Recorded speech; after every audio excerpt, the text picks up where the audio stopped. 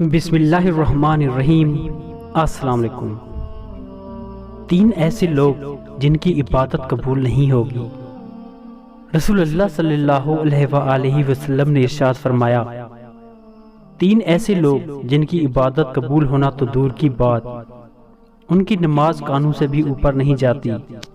Number 1، ایسا غلام جو مالک کی اجازت کے بغیر بھاگ جائے، جب تک پلٹ کر واپس نہیں آتا اس کی نماز قبول نہیں ہوگی۔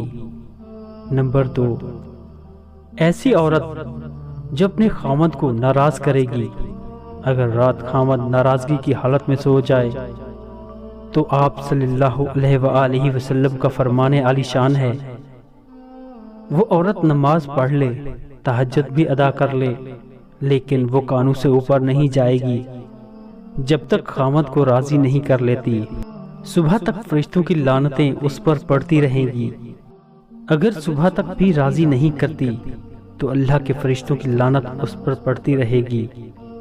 نمبر 3، ایسا انسان جو لوگوں کو نماز پڑھاتا ہے لیکن شرعی عذر کی وجہ سے یا ایسے گناہوں کی وجہ سے لوگ اس کے پیچھے نماز نہیں پڑھنا چاہتے لیکن پھر بھی وہ پڑھاتا ہے، اس کی بھی نماز کانوں سے اوپر نہیں جاتی۔